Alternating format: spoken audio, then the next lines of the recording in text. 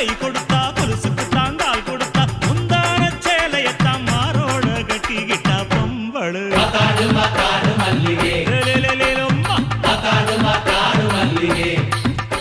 ஐ பொருத்தனத்தான் கழட்டி விட்டா ஒருத்தனத்தான் கட்டி விட்டா ஒருத்தனத்தான் கையோட வச்சுக்கிட்டா பொம்பளை யாரது